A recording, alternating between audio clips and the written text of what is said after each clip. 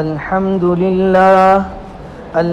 لله نحمده ونستعينه ونستغفره ونؤمن به ونتوكل عليه ونعوذ بالله من شرور أنفسنا ومن سيئات أعمالنا من يهده الله فلا مضل له ومن يضلله فلا هادي له وأشهد أن لا إله إلا الله وحده لا شريك له وأشهد أن سيدنا ومولانا محمدا عبده ورسوله صلى الله تعالى عليه وسلم أما بعد فأعوذ بالله من الشيطان الرجيم بسم الله الرحمن الرحيم كل نفس ذائقة الموت وإنما توفون أجوركم يوم القيامة فمن زحزح عن النار وأدخل الجنة فقد فاز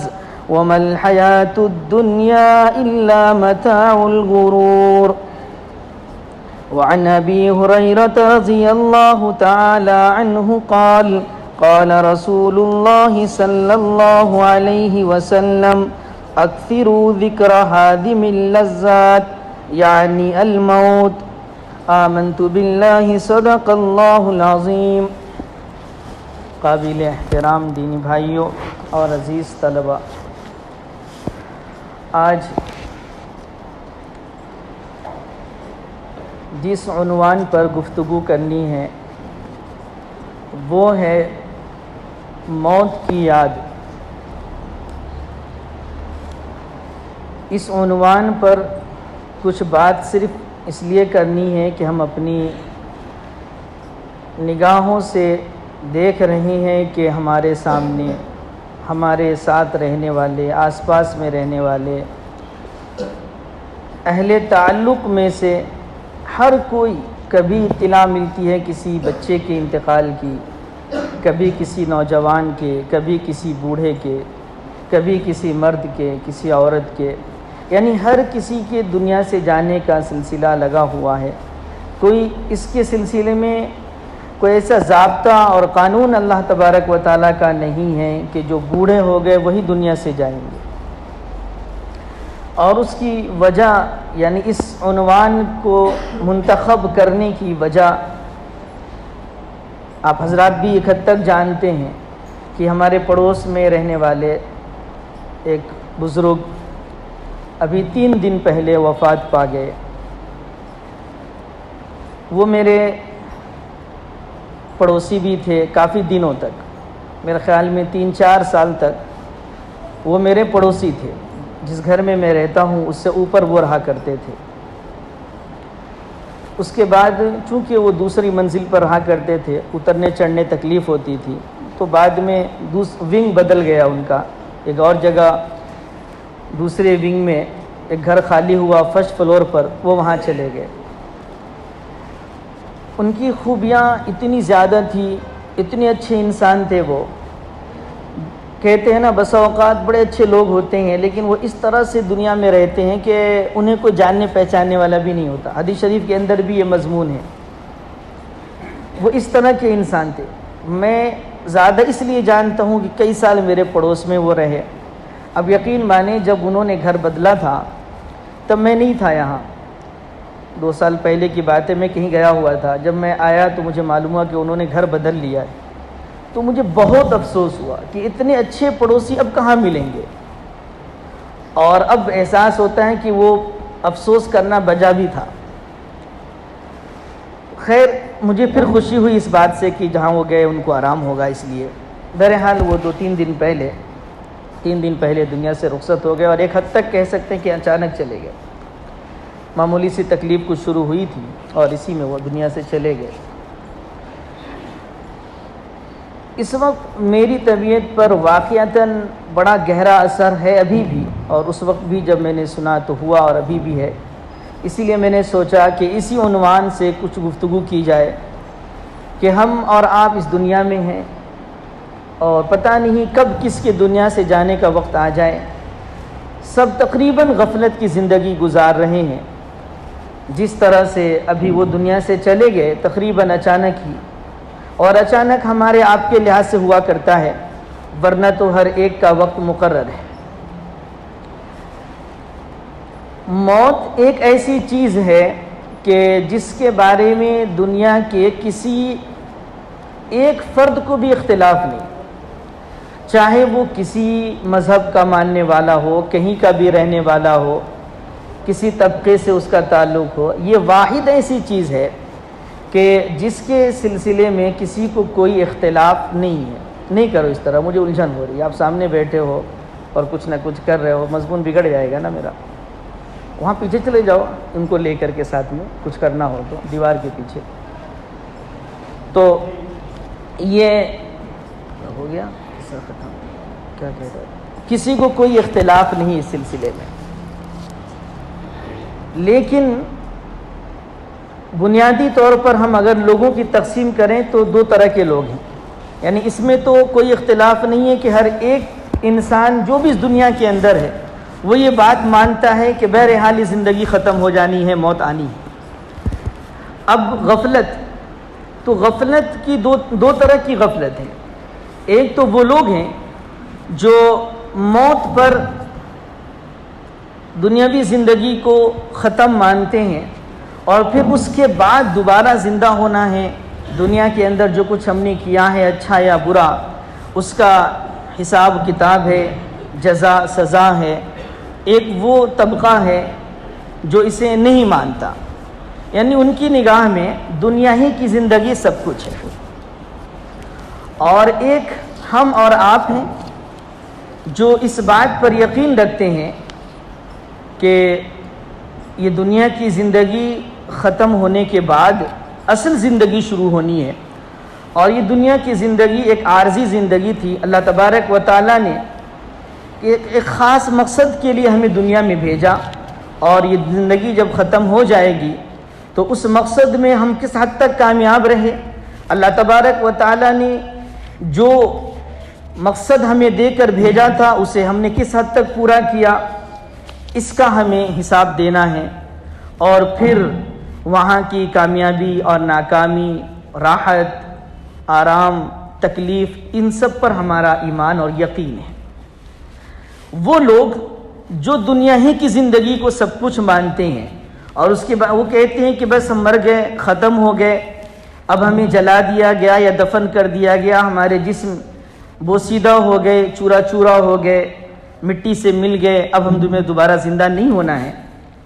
گرچہ یہ عقیدہ اور یہ سوچ، یہ نظریہ 100% غلط ہے، لیکن جن کا یہ نظریہ ہے وہ اگر آخرت سے، موت سے غافل ہوں تو کوئی تعجب کی بات نہیں۔ کیا خیال ہے؟ یعنی ان کا یہ نظریہ تو 100% غلط ہے، اس سے ہمیں انکار نہیں ہے، لیکن جب وہ آخرت کو مانتے ہی نہیں ہے، دوبارہ زندہ ہونا ہی نہیں ہے، اعمال اچھے ہوں یا برے اس کی جزا سزا کو نہیں مانتے، تو ظاہر ہے کہ وہ دنیا کی جو زندگی ہے اسی کو سب کچھ سمجھیں گے۔ رات دن ان کی محنت، ان کی کوشش، ان کی تگ و دو، ان کی بھاگ دوڑ، دنیا کی کامیابی، انہیں آگے لے لو۔ عبد المتین بزرگ آ رہے ہیں نا، انہیں آگے لے لیجیے، تھوڑی جگہ بنا لو۔ اب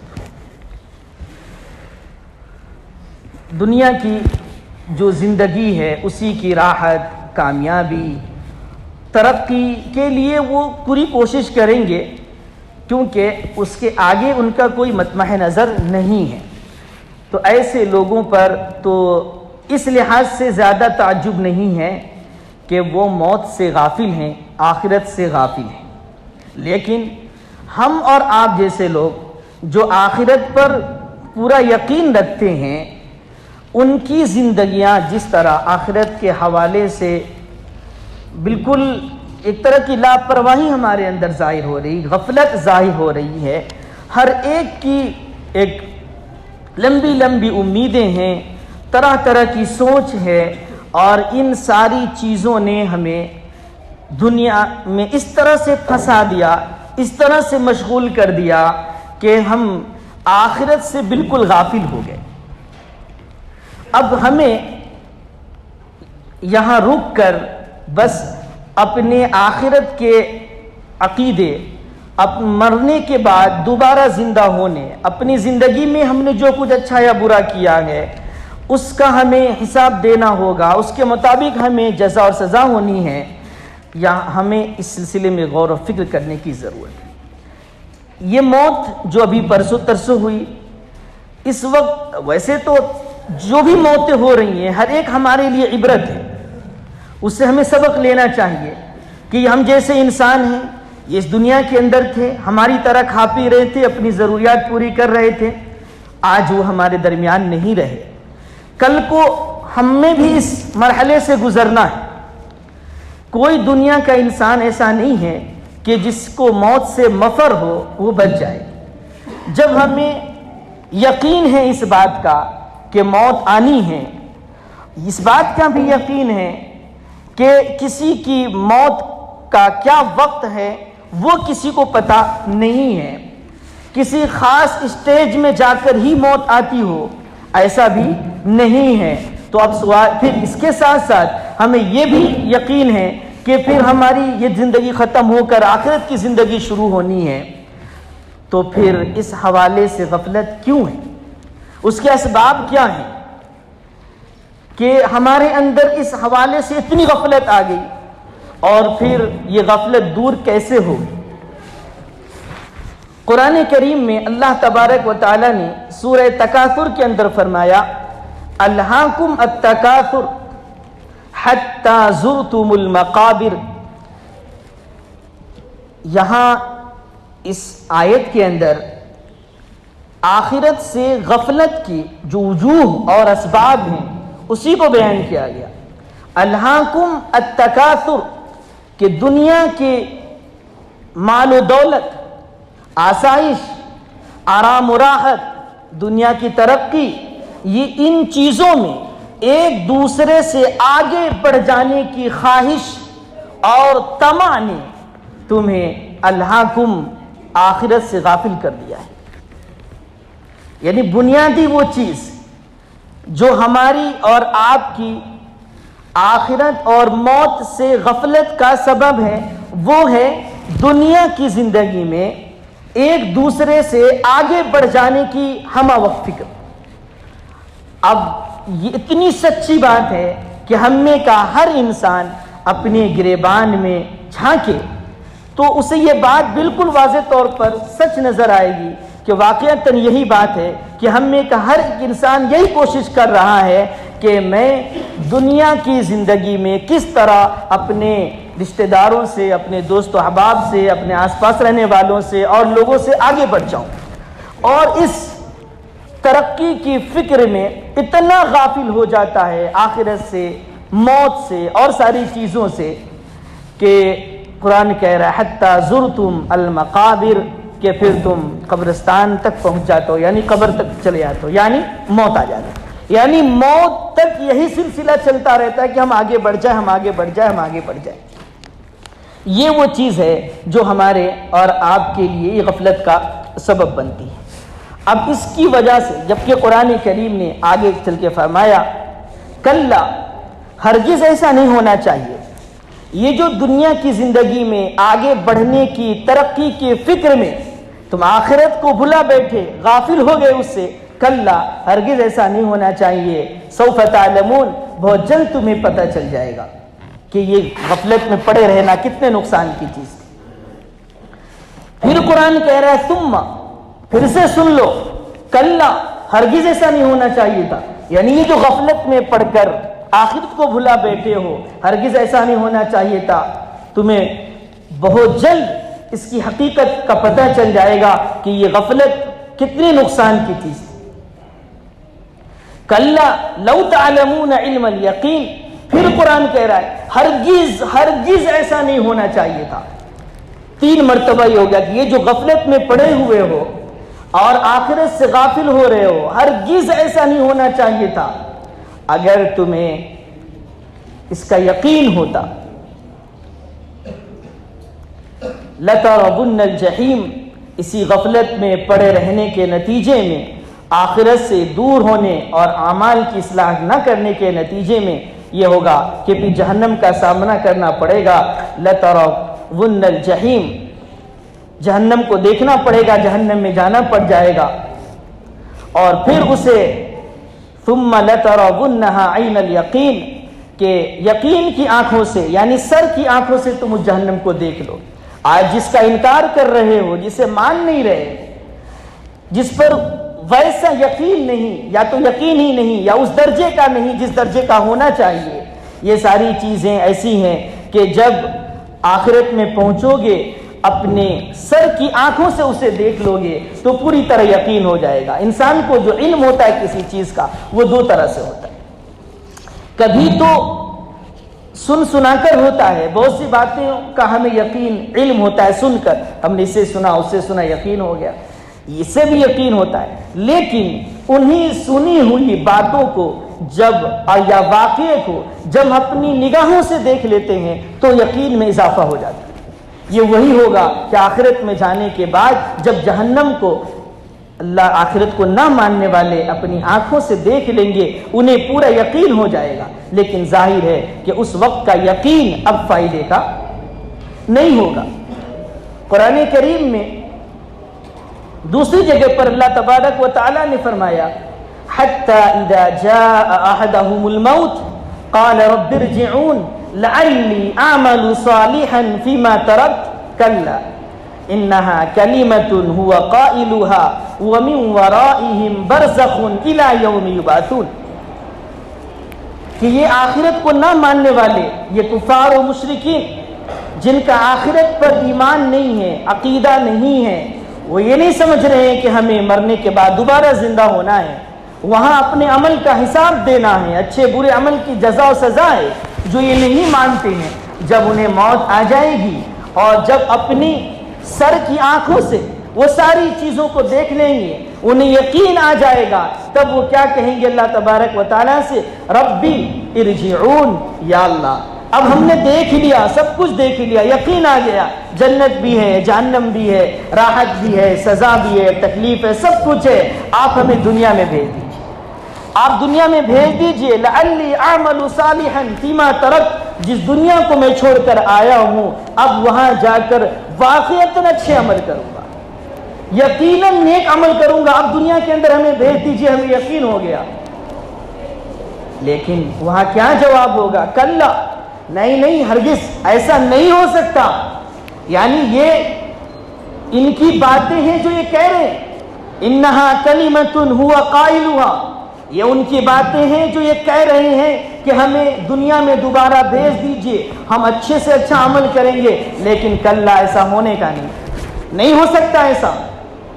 بس وقت ختم ہو چکا عمل کا، اب صرف حساب کا وقت ہے، اب انہیں دنیا میں دوبارہ نہیں بھیجا جائے گا. کیوں؟ وَمِن وَرَائِهِمْ بَرْزَخٌ إِلَى يَوْمِ يُبْعَثُونَ، کیونکہ ان کی موت اور قیامت تک کے لیے درمیان میں ایک آڑ، ایک حائل موجود ہے موت کا. یعنی موت جب آ گئی تو اب آخرت سے دنیا میں واپس نہیں آ سکتے، یہ حائل ہے، اس حائل کے ہوتے ہوئے یہ دنیا کے اندر واپس نہیں آ سکتے ہیں. اس لیے اب معاملہ کلوز ہو چکا ہے، بند ہو چکا ہے، اب ایسا نہیں ہو سکتا. یہ وہ چیزیں ہیں کہ جب دنیا سے میں ہم رہتے ہوئے غفلت کی زندگی گزاریں گے تو پھر وہاں جانے کے بعد وہاں کا افسوس اور وہاں کی پریشانی، وہاں کے وعدے، وہاں کی چیزوں کو دیکھ لینے کے بعد اپنے عمل کی اصلاح، یہ کوئی بھی چیز کام آنے والی نہیں. اس لیے ہمیں اور آپ کو یہ فکر کرنی ہے کہ جو یہ زندگی اللہ تبارک و تعالیٰ نے دی ہے اس کی ہم قدر کریں، اس کے مقصد کو ہم سامنے رکھیں کہ اللہ تبارک و تعالیٰ نے یہ زندگی ہمیں کیوں دی ہے اور یہ زندگی کب تک کی ہے. کیا ہم میں سے کسی کو پتہ ہے کہ ہماری موت کب آ جائے گی؟ ابھی جن بزرگ کا میں تذکرہ کر رہا ہوں ان کی عمر کوئی بہت زیادہ نہیں تھی. ان کے گھر والوں نے بتایا مجھے کہ 65 سال ان کی عمر تھی. 65 سال حضور علیہ الصلوۃ والسلام کی بھی عمروں میں ایک قول ملتا ہے، ایک قول 65 سال کا بھی ملتا ہے. یعنی یہ کوئی بہت بڑی عمر نہیں سمجھی جاتی. لیکن دنیا سے جانے کا وقت آ گیا. اذا جاء اجلهم لا يستاخرون ساعة ولا يستقدمون. جب موت کا وقت آ جاتا ہے تو پھر انسان اپنے موت سے ایک لمحے بھی آگے بڑھ سکتا ہے نہ پیچھے ہو سکتا ہے. وَلَن يُؤَخِّرَ اللَّهُ نَفْسًا إِذَا جَاءَ أَجَلُهَا وَاللَّهُ خَبِيرٌ بِمَا تَعْمَلُونَ. کسی کی موت کا وقت جب آ جاتا ہے اللہ تبارک و تعالیٰ بالکل اس وقت پر اس کو بلا لیتے ہیں, ذرا بھی آگے پیچھے نہیں ہوتا اس میں. جب یہ بات ہے پھر ہمیں آخرت سے غافل ہم کیوں ہیں؟ جس کی وجہ میں نے بتائی کہ دنیا کی چیزوں میں, اسباب میں, دنیا کے راحت آرام میں پھنس کر لگ کر ہم آخرت سے غافل ہو چکے ہیں. اب ہمیں جب یہ مرض ہمارا معلوم ہو گیا کہ یہ مرض ہے جس کی بنا پر ہم آخرت سے غافل ہیں, تو ہمیں اس کو دور کرنا چاہیے, اس مرض کو ختم کرنا چاہیے, اپنے اندر فکر آخرت اور موت کی فکر پیدا کرنی چاہیے. وہ کیسے پیدا ہوگی؟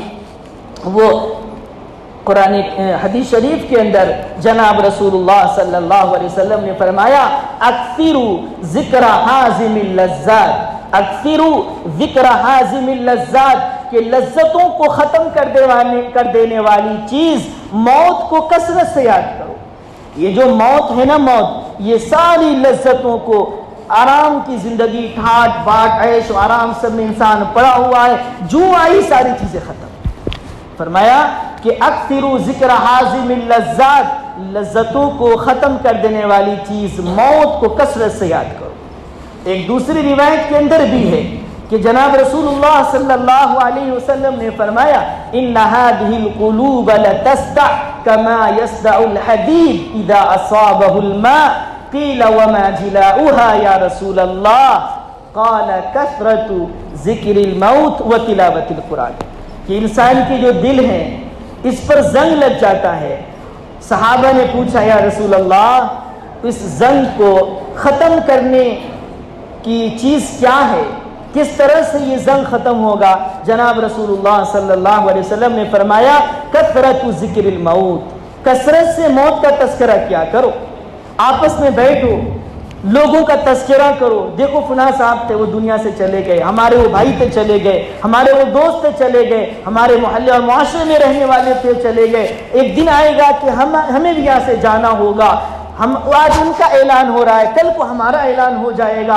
آج ہم اسے کندھوں پر لے جا رہے ہیں, کل دوسرے ہمیں اپنے کندھوں پر اٹھا کر لے جا رہے ہوں گے. یہ فکر, یہ استحضار, اس کا مراقبہ 2 منٹ 5 منٹ بیٹھ کر ہم یہ سوچیں, یہ فکر کریں کہ آج دنیا سے جن لوگوں کو ہم جاتے ہوئے اپنی آنکھوں سے دیکھ رہے ہیں, یقیناً وہ دن آنے والا ہے کہ ہمیں بھی اسی طرح دنیا کو چھوڑنا ہوگا اور ہمیں دنیا سے جانا ہوگا. پھر کیوں ہم غافل ہیں؟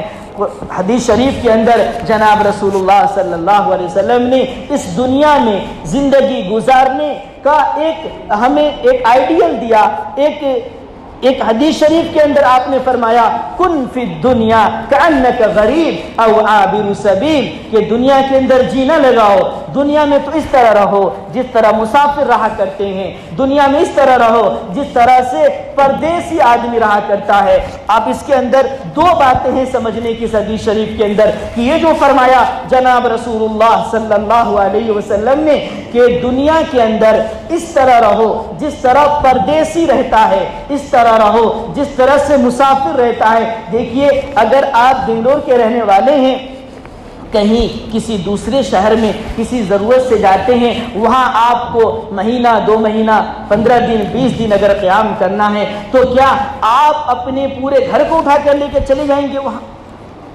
پورا سامان ساری چیزیں لے کر وہاں چلے جائیں گے؟ نہیں. انسان یہ سوچتا ہے کہ میرا اصل گھر تو بنگلور میں ہے, میں تو جہاں جا رہا ہوں ممبئی دہلی کلکتہ جو میں جا رہا ہوں وہ تو چند دنوں کے لیے جا رہا ہوں, وہاں مجھے چند دن رہنا ہے اور اس کے لیے جو ضروری اسباب ہے اس کا انتظام وہ کر لے گا اور وہاں کسی طرح سے اپنی سفر کی زندگی وہ پورا کر کے واپس ہونے کی فکر میں رہے گا. وہاں وہ بہت زیادہ ٹھاٹ باٹ اسباب معیشت کا انتظام وہ نہیں کرے گا. یہ پردیس میں رہنے والا آدمی اسی طرح کا. ہم دیکھ رہے ہیں بہت سے لڑکے ہیں جو کالج میں پڑھ رہے ہیں, وہ کہیں کسی بلڈنگ کے اندر کوئی کمرہ لے کر رہ رہے ہیں. آپ دیکھیں ان کے کمروں میں جا کر کس طرح سے وہ رہ رہے ہیں. اس ضروری سامان کے ساتھ کچھ سونے کی کچھ چیزیں ہیں، کچھ کھانے پینے کے قبیل کی کچھ چیزیں ہیں، لیکن گھر کی ساری ضرورتیں وہاں موجود نہیں ہوگی۔ کیوں؟ انہیں پتا ہے کہ یہ میرا اصل گھر نہیں ہے، مجھے تو کہیں اور جانا ہے، میں تھوڑے دن کے لیے میں آیا ہوا ہوں۔ تو ہلکے پھلکے انتظامات کے ساتھ وہ رہتے ہیں جس میں اس کی ضرورت پوری ہو جائے۔ اس سے بھی آگے بڑھ کر مسافر، آپ سفر میں کہیں جا رہے ہیں، یہ تو میں نے جو مثال دی یہ تو یہ ہے کہ کہیں جا کر آپ کو 15 دن 20 دن 1 مہینہ 2 مہینہ رہنا ہے، لیکن اس سے بھی کم او عابر سبیل مسافر، یہاں سے آپ کو 4-5 گھنٹے کے سفر پہ جانا ہے تو اب ظاہر ہے کتنا انتظام کریں گے آپ سفر کے لیے؟ بہت زیادہ تو 1 جوڑے کپڑے رکھ لیں گے، شاید وہ بھی نہیں، کچھ ضرورت کی کھانے پینے کی چیزیں لے لیں گے اور نکل جائیں گے۔ کس طرح سے مسافر سفر کرتا ہے؟ جناب رسول اللہ صلی اللہ علیہ وسلم یہ ہمیں تعلیم دینا چاہ رہے ہیں، یہ ہدایت دینا چاہ رہے ہیں کہ دنیا کے اندر جب آپ رہو تو بالکل اس پردیسی کی طرح رہو جو تھوڑے بہت اسباب کے ساتھ رہ کر زندگی گزار دیتا ہے، یہ سمجھ کر کہ میرا اصل گھر نہیں ہے، مجھے کہیں اور جانا ہے۔ جس طرح سے ایک مسافر سفر میں جا رہا ہوتا ہے، ضرورت کی چیزیں تھوڑی سی اپنے پاس رکھ لیتا ہے، یہ سمجھتا ہے کہ بس 1 بوتل پانی، 1 وقت کے کھانے اور 1 جوڑے کپڑے سے میرا کام بن جائے گا، وہ بہت سارا ٹھاٹ باٹ کا انتظام نہیں کرتا۔ اسی طرح سے رہو دنیا کے اندر، ضرورت کی چیزیں، مختصر چیزیں اپنی زندگی گزارنے کے بقدر جمع کر لو اور پھر زیادہ دنیا کے اندر دن نہ لگاؤ، اس طرح سے دنیا میں رہو۔ ایک تو یہ اسباب اور وسائل کے لحاظ سے دنیا میں ہمیں اور آپ کو بہت زیادہ انتظام نہیں کرنا چاہیے، تو یہ بتایا گی حدیث شریف کے اندر۔ دوسری اور اہم بات جو اس سے بھی جڑی ہوئی ہے کہ ہم اسباب اور وسائل کا جو اتنا انتظام کرتے ہیں وہ کیوں کرتے ہیں؟ وجہ یہ ہے کہ دنیا سے ہم دل لگا بیٹھتے ہیں۔ جب دل لگا بیٹھتے ہیں تو اس میں ہی ترقی کرنا اور اس کو گھر ہمارا اچھا ہو جائے، گاڑی اچھی ہو جائے، ہماری ساری زندگی کی کیا راحت اور آرام ہمیں مل جائے، اس کی فکر شروع ہو جاتی ہے۔ یہاں فرمایا گیا کہ نہیں، دنیا میں اس طرح رہو جس طرح پردیسی ہوتا ہے، جس طرح سے مسافر پردیسی جس پردیس میں جاتا ہے، جس جگہ جاتا ہے وہاں وہ دل لگا لیتا ہے۔ وہاں وہ دل لگاتا ہے کیا؟ ظاہر ہے وہاں اس کا دل نہیں لگتا، اسے اجنبیت محسوس ہوتی ہے، اسے عجیب لگتا ہے، وہ سوچتا ہے کہ میں کس طرح اپنے گھر بھاگوں، کب میری ضرورت پوری ہو، کب میرا کام پورا ہو جائے کہ میں اپنے گھر کو لوٹوں۔ وہاں گرچہ ساری چیزیں ہوتی ہیں، جس شہر کے اندر ہے وہ بہترین ہوٹلیں موجود ہیں، کھانے پینے کی چیزیں موجود ہیں، رہن سہن کا پورا انتظام موجود ہے، سب کچھ ہے، اس کے باوجود بھی اس کا دل وہاں نہیں لگ رہا ہوتا ہے۔ کیوں؟ اسے پتا ہے یہ میرا گھر نہیں ہے، سارے وسائل اور اسباب ہونے کے باوجود اس کا جی وہاں نہیں لگتا۔ اسی طرح ایک مومن کو اس دنیا کے اندر جی اس کا نہیں لگنا چاہیے، سارے کچھ آپ کے پاس ہیں، اس کے باوجود بھی ہمیں اور آپ کو یہ سوچنا چاہیے کہ یہ گھر ہمارا اصل گھر نہیں ہے، ہمیں تو کہیں اور جانا ہے۔ پھر یہاں دل لگانا اور یہاں کی چیزوں پر فریفتہ ہونا، دیوانہ ہونا، یہ تو کم عقلی اور حماقت کی بات ہوگی۔ اسی طرح سے مسافر جب سفر میں ہوتا ہے تو ظاہر ہے وہ فوراً چاہتا ہے کہ میں اپنی منزل پر کب پہنچوں، کتنا آرام دہ سفر کیوں نہ ہو، بہترین ایئر کنڈیشن میں سفر ہو رہا ہے، فلائٹ میں سفر ہو رہا ہے، بزنس کلاس میں سفر ہو رہا ہے، کتنے بھی آرام دہ سفر ہو اس کا، پھر بھی اس کا جی سفر میں نہیں لگے گا۔ کوئی نہیں چاہے گا کہ میں زندگی بھر فلائٹ میں بیٹھا رہوں، بس بہت مزہ آ رہا ہے، نہیں، بس اس کے دماغ میں یہ ہوگا کب میں اپنی منزل پر پہنچوں۔ یہ ایک مومن کو اس طرح سے دنیا میں رہنا چاہیے، یہ سمجھنا چاہیے میں دنیا کے اندر ایک مسافر ہوں، میں دنیا کے اندر ایک پردیسی ہوں، دنیا میں جو زندگی گزارنے کے لیے ضرورت کے جو سامان ہیں، تھوڑے بہت انتظامات کے ساتھ ہم دنیا کے اندر رہ جائیں بس، اور اپنی زندگی گزار کر یہاں سے چلے جائیں۔ دنیا میں رہ کر دل لگا لینا دنیا سے اور آخرت کو فراموش کر دینا، بھلا بیٹھنا، میرے بھائیوں یہ عقل مندی کی چیز نہیں ہے۔ قرآن کریم کی وہ آیت جو خطبے میں نے پڑھی، کل نفس ذائقۃ الموت، دنیا میں کوئی انسان ایسا نہیں ہے جسے موت کے مرحلے سے گزرنا نہ پڑے۔ پھر کیا ہوگا؟ وَإِنَّمَا تُوَفَّوْنَ أُجُورَكُمْ يَوْمَ الْقِيَامَةِ، دنیا کے اندر جو اعمال اپنے کیے ہیں، آپ نے کیا ہے، اچھا ہو یا برا ہو، اس کا بدلہ تمہیں پورا آخرت میں مل جائے گا۔ اب ہوگا کیا؟ فَمَنْ زُحْزِحَ عَنِ النَّارِ وَأُدْخِلَ الْجَنَّةَ فَقَدْ فَازَ، وہاں آخرت میں جو بندہ جہنم سے بچا لیا گیا، جنت میں داخل کر دیا گیا، فقد فاز، اس کا کام بن گیا، اس کا کام بن گیا۔ اور جو لوگ دنیا کی زندگیوں میں ریجھ رہے ہیں، اس پر فریفتہ ہیں، دل لگا بیٹھے ہیں، دل کے اندر دنیا داخل ہو چکی ہے، وہ سمجھ لیں وَمَا الْحَيَاةُ الدُّنْيَا إِلَّا مَتَاعُ الْغُرُورِ، یہ دنیا کی جو زندگی ہے یہ دھوکے کا گھر ہے، دھوکے کا سامان ہے، یہاں یہ حقیقت اس کی کچھ نہیں، یہ اس طرح ہے جس طرح ہم خواب دیکھ رہے ہوتے ہیں، بڑے اچھے خوشنما بڑی اچھی چیزیں نظر آ رہی ہوتی ہے، لیکن جب آنکھ کھلتی ہے تو معلوم ہوتا ہے کہ یہ سب دھوکہ تھا، یہ فریب تھا، یہ حقیقت اس کی کچھ نہیں تھی۔ میرے بھائیوں، جس دنیا کی کامیابی کے لیے، اس میں ترقی کے لیے ہم رات دن اپنی محنت صرف کر کے آخرت کو فراموش کر بیٹھے ہیں، موت سے غافل ہو چکے ہیں، جب یہ موت اپنا پنجہ گاڑ دے گی فوراً ہمیں سمجھ میں آ جائے گا کہ یہ دنیا جس کی پیچھے میں اتنی محنت کر رہے تھے، یہ سب ایک خواب سے زیادہ کوئی چیز نہیں تھی، یہ سب خواب تھا جو ختم ہو گیا۔ لیکن اس وقت کا احساس، اس وقت کی سمجھ کچھ کام آنے والی نہیں ہے۔ اس لیے یہ حدیث شریف جو آپ کو سنائی گئی، کن فی الدنیا کأنک غریب او عابر سبیل، کہ دنیا میں پردیسی کی طرح سے، مسافر کی طرح سے رہو، دنیا میں دن نہ لگاؤ، زیادہ اسباب کو جمع نہ کرو، بس ہمہ وقت آپ فکر آخرت کو سامنے رکھیں اور آخرت کا انتظار کے دنیا بہر عالم میں چھوڑ دینا ہے۔ یہ چیزیں ہمارے اندر ہوگی، ہماری زندگی کا رخ صحیح رہے گا، اور اگر آخرت سے غفلت ہے، دوری ہے، بے توجہی ہے، زندگی کا رخ صحیح نہیں ہو سکتا ہے۔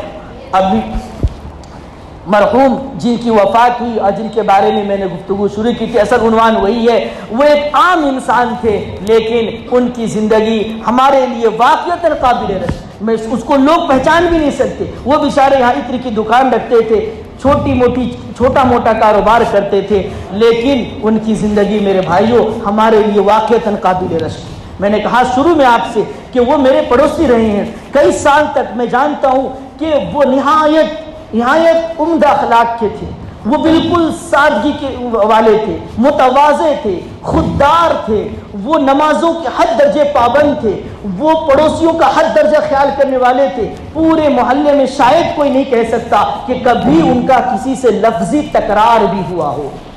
اور میں نے کئی مرتبہ یہاں سے جب وہ اپنا سامان اٹھا کر لے جا رہے ہوتے، ایک طرح ٹوپی وغیرہ، اور کبھی راستے مل جاتے، میں ان سے اصرار کے ساتھ کہتا کہ آپ میری گاڑی پہ رکھ دیجئے۔ کبھی ایسا نہیں ہوتا کہ وہ اپنا سامان رکھتے، وہ اسی حالت میں اٹھا کر لے جاتے، اسی حالت میں اٹھا کر لے جاتے۔ میں نے کئی بار ان کو یہ دیکھا کہ نیچے سے پلاسٹک کے گھڑے میں وہ پانی اٹھاتے تھے، 2 گھڑے ایک ساتھ، اور مجھ سے اوپر والے فلور پر وہ رہا کرتے تھے۔ مجھے کبھی دیکھا تو مجھے شرم آئی کہ میں نوجوان ہوں اور یہ بوڑھے آدمی پانی لے کر جا رہے ہیں، میں ان سے کہتا آپ مجھے دے دیجیے، لیکن کبھی بھی وہ پانی کا گھڑا میرے ہاتھ میں نہیں دیتے۔ یہ زندگی تھی ان کی۔ نمازوں کے لیے میں جاتا مسجد میں، یہاں سب اساتذہ جو وہاں نماز پڑھتے شہادت دیں گے کہ وہ ہم سے ہمیشہ 5-10 منٹ پہلے وہاں موجود ہوتے اور دعاؤں میں مشغول ہوتے۔ یہ زندگی تھی میرے بھائیوں، یعنی جو میں نے کہا کہ ہلکے پھلکے بن کر رہو، اس طرح کی ان کی زندگی تھی۔ ایسا لگتا تھا دنیا سے انہیں کچھ لینا دینا نہیں۔ یہ قابل رشک زندگی تھی۔ ہمیں اور آپ کو بھی چاہیے کہ اپنی زندگی کو بالکل ایسی ہی بنائیں، اسی طرح زندگی گزاریں۔ قرآن و حدیث میں جو طریقہ بتایا گیا، جو میں نے آپ کے سامنے پیش کیا، بہت سی باتیں اس سلسلے کی تو رہ گئی، لیکن بہرحال اشارہ یہ دینا تھا کہ ہم اپنی غفلت کو ختم کریں اور اس طرح کی زندگی گزار کر ہم جائیں کہ دیکھیے اب میرے تذکرے سے شاید آپ لوگ کا ذہن اس طرف جا رہا ہو، ورنہ اتنے دنیاوی لحاظ سے وہ معمولی آدمی تھے کہ کوئی انہیں جانتا بھی نہیں ہوگا ڈھنگ سے، لیکن واقعتاً ہم لوگ، ہمارے نام کے ساتھ عالم کا لفظ لگا ہوا ہے۔ واقعتاً کہتا ہوں کہ ہمیں شرم آتی ہے جب ہم ان کی زندگی کو دیکھتے ہیں کہ کتنی اچھی زندگی وہ گزار رہے تھے۔ اللہ تبارک و تعالی مجھے بھی آپ سب کو بھی بالکل اسی طرح کی زندگی گزارنے کی توفیق نصیب فرمائے، موت کی یاد نصیب فرمائے، آخرت کا استحضار نصیب فرمائے، اور کئی بھی باتوں پر اللہ پاک پہلے مجھے خود عمل کی توفیق نصیب کرے، آپ سب کو بھی عمل کی توفیق نصیب فرمائے۔ آمین۔ وآخر دعوانا ان الحمد للہ رب العالمین۔